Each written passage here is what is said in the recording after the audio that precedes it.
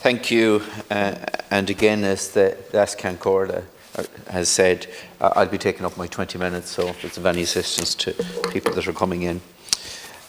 Clearly, the Auto-Enrolment Retirement Savings Systems Bill is designed to simplify the pension decisions for workers and make it easier for employers to offer workplace pensions. Under auto-enrolment, employees will have access to a workplace pension savings scheme which is co-funded by both the employer and the state. The introduction of auto-enrolment signifies a shift from a system whereby employers may or may not make provision for a workplace pension scheme to one where every worker will have access to a workplace pension. Minister, the Joint Oireachtas Committee held meetings with officials from your own department, from the Pensions Authority, from the SRI, and various stakeholders including ICTU, IBEC, Irish Life and Insurance Ireland between December of 2022 and February of 2023. And we set out a very detailed pre-legislative scrutiny report. And the main issues that arose during the pre-legislative scrutiny of this particular bill were the eligibility issues, the contribution rates, the opt-out, re-enrolment and saving suspensions, registered providers and the Central Processing Authority, drawdown arrangements, investment arrangements, the waiting period, the management fees and the taxation of auto-enrolment. Now, sadly, I won't have the opportunity to go through all of these issues this evening, but I will get the opportunity to go through some of them. Now, the Joint Oireachtas Committee made a number of key recommendations, including lowering the age limit from 23 to 16 in line with the PRSI minimum age threshold, the removal of the lower income threshold of €20,000 as will penalise younger workers, low earners and disproportionately women, and that investment good practice should include consideration of the sustainability and environmental, social and governance factors, and that these needed to be explicitly stated in the bill. That investment funds be prohibited from investing in fossil fuels and the arms industry, and that the total amount of charges should equate to a maximum of 5%. And, you know, Minister, looking at the Parliamentary Research Service report in terms of our recommendations, of our 21 recommendations, the Parliamentary Research Service has said that the Department has taken on board 2 of the 21 recommendations. It's partially adopted 6 of them, but rejected 13 of those recommendations, some of which we believe are fundamental to this bill.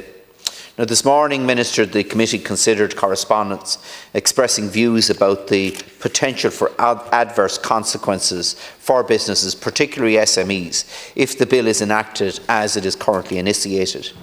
And these issues identified in the correspondence included that it should encourage long-term decision-making by employees. In cases where employers are obliged to administer the statutory auto-enrolment scheme in parallel with existing occupational schemes, there could be confusion as to each employee's best long-term option. Many lower paid staff might choose to opt out of a qualifying occupational pension scheme in order to opt into the auto-enrolment scheme, but may regret it years later given the increases in their salary, which could have an impact on them if they're in the higher tax bracket. And this taxation issue is something that I'm going to return to. Secondly, the costs of a compliance should not be an unnecessary burden on employers. An inevitable consequence of an employer having to operate the statutory auto-enrolment scheme alongside their own occupational scheme would be an increase in the administrative burden and associated compliance costs. A solution to this problem could be to amend the bill so as to enable employers to implement mandatory auto-enrolment for both new and existing staff into qualifying occupational pension schemes. The third aspect that was raised was the affordability, and the ramp up of contribution rates could place an unnecessary and unmanageable burden on some employers, particularly SMEs operating in low margin sectors. And I hope, Minister, that these issues are taken into consideration before we consider committee stage of the bill. Now, Minister, I want to come back to this issue over taxation, because it's an issue that the committee considered in great detail. So under the scheme as it is proposed, for every €3 saved by a worker, a further €4 will be credited to their savings account. €3 from their employer and €1 from the state. And no tax relief will be available on deductions from the salaries or wages for the auto-enrolment. Now, as you know, Minister, we made a very strong recommendation in our report that the Department carefully consider the tax relief in the auto-enrolment scheme and its impact on the wider pension scheme.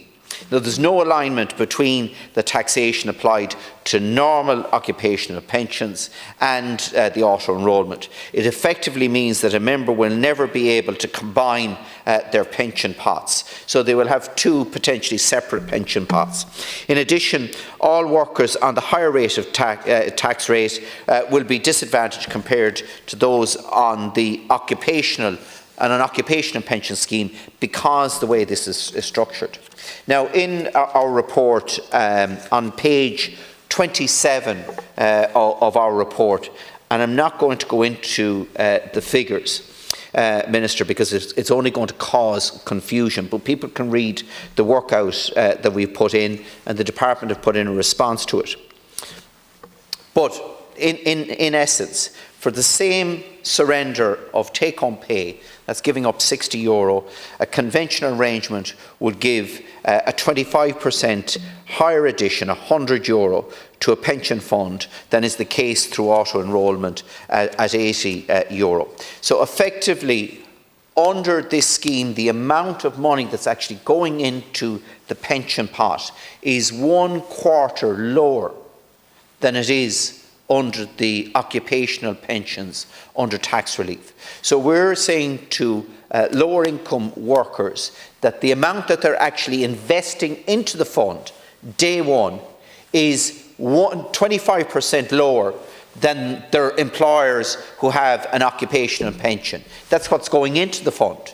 Now, the argument has been made that the reason that we provide tax relief at source in relation to occupational pensions is to ensure that people can maximise their initial investment and then the taxation takes place when they withdraw on that.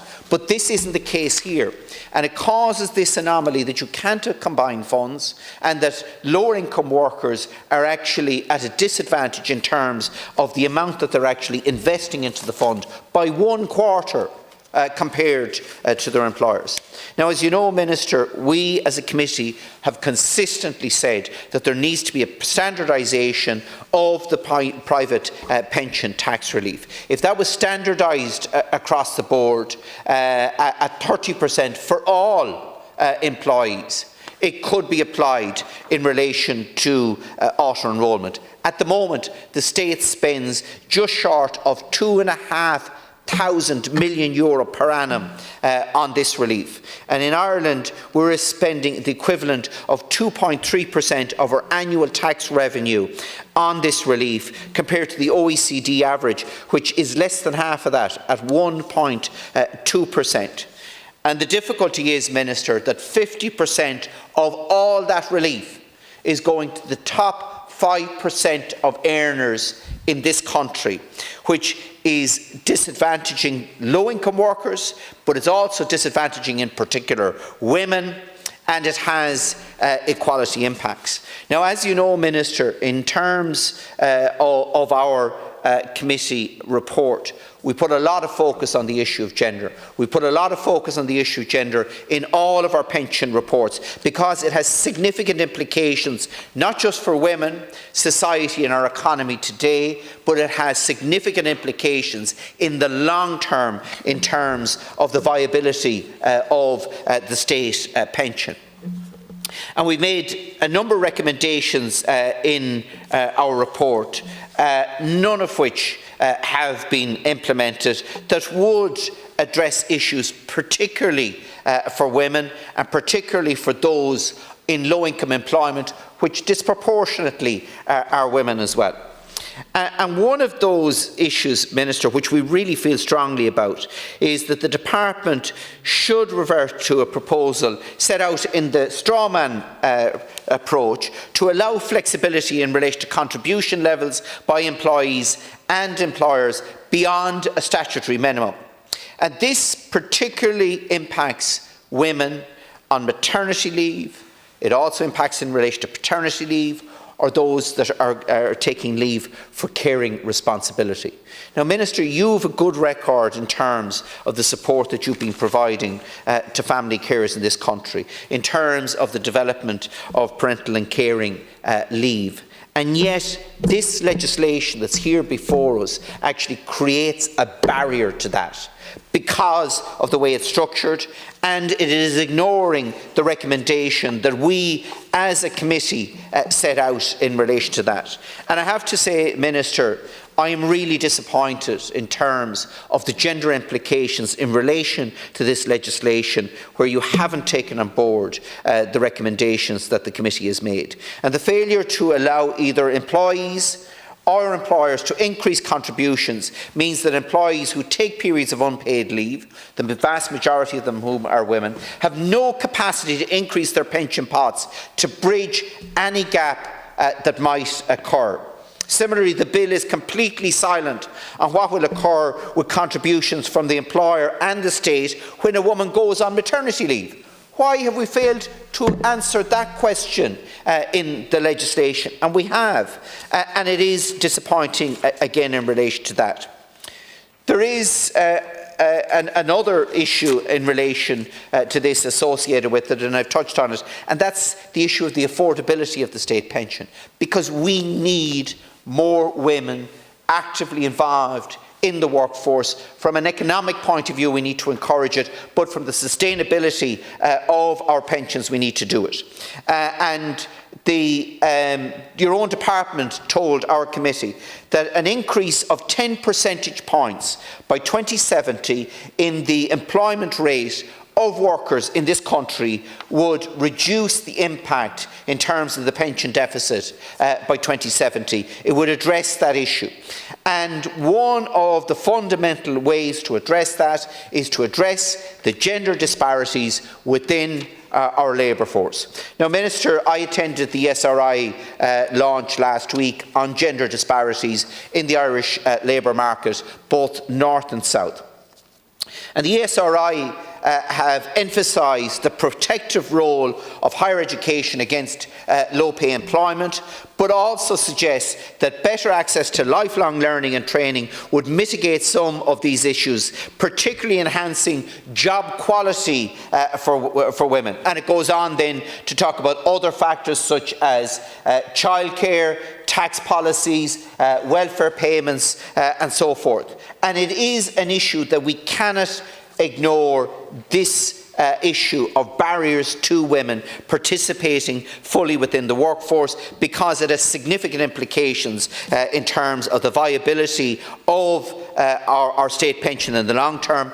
And sadly, this particular legislation actually locks in discrimination against women because of the way it's structured for those women that leave the workforce for either maternity or for other care reasons.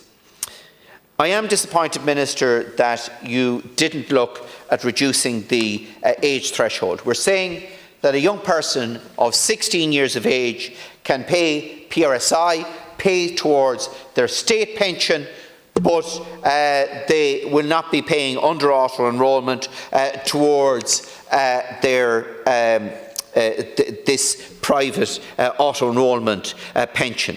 Now, the reality is that if someone goes into low-paid employment as a full-time employee at a young age, they, more than anyone else, need access to these private pension funds. And I don't think the defence that has been made by the Department holds water, and that's why we made the recommendation that we made. We also, Minister, recommended that discretion should be exercised by the Central Processing Authority in terms of suspension periods to coincide with instances of indebtedness, maternity leave, bereavement, illness, unpaid caring and so forth. Again, that wasn't addressed in this in the bill as it currently is before us. A couple of other issues, Minister, that I want to raise with you. One is one that we looked at in great detail at the committee, and that was the issue of the management fee. And as you know, we looked at this during the pre-legislative scrutiny element of it. And as you know, your own strawman report projected a management fee to be capped at 0.5%. And in fact, both Irish Life and the Pensions Authority, their view was that a rate of 0.5% for the management fee would be competitive and compare favourably internationally. However, the Department has revised its approach in relation to this 0.5% management fee, saying that it's low by normal standards and the actual rate will emerge following procurement exercises. In other words, we have to wait and see. And I suppose the Department is firm in relation to this. As you know, the Social Insurance Fund, which our own committee has been looking at, has an administration fee of 2.2%, which is significantly higher than was set out in your own strawman, set out by Irish Life and the Pensions Authority and by this committee as well. We're of the view, Minister, and I'm of the view as well, that I think rather than setting up a central processing authority, this should be managed within the NTMA. The NTMA has the capacity to make investments. It has made sound investments on behalf of the state previously, and it should be involved in making these investments here. We believe that the state should have a far greater role in relation to this than is currently proposed, and that will benefit pensioners in the long run. We also believe that only investing 1/5 of the fund in domestic shares and bonds is insufficient. We're all talking about the huge potential that we have off our coast in terms of renewable energy. There is an opportunity there to maximise on that. We should be putting our own pension funds into untapping the offshore renewable energy potential that is off our coast and capping the investment within the Irish economy at 20%, we believe is wrong. And we have a situation now where foreign pension funds can invest in offshore renewable energy projects in Ireland, but our own pension funds can't do that. Finally, Minister, I want to raise an issue regarding the lack of transparency as set out in this legislation. And we, as a committee, made a number of recommendations to provide a level of transparency to future pensioners as they invest into the auto-enrolment scheme. We recommended that a drawdown fund be developed to accommodate members post-retirement, that people would see clarity in relation to this before they actually invest in it. We still have no idea of what's going to happen as a result of the enactment of this legislation. This is something we're going to see by ministerial regulation at some future date. That's not being transparent in relation to it. The committee recommended that investment advice be offered to all auto-enrolment members to allow them to select the most appropriate fund for their age, gender and financial position and circumstance. It's unclear from this bill whether that will be provided for. The committee also recommended clarity be provided in the form of taxation to be applied to pension pots in retirement, and there's no reference made to that again. So it seems based on what we have at the moment, that low-paid employees who have 25% less going into their pension pot are paying tax at the point of entry, but we've no clarity if they're going to be paying tax when they withdraw that in the future. Yes, those that are on higher incomes and have their own pension pot will only be paying taxation as they draw out of that pension pot at some future date. So, Minister, we believe there's still a lack of clarity here. We believe it's disappointing that many of the recommendations that would provide that clarity haven't been taken on board, and we would hope that you will consider these in detail before this legislation comes before committee. Thank you.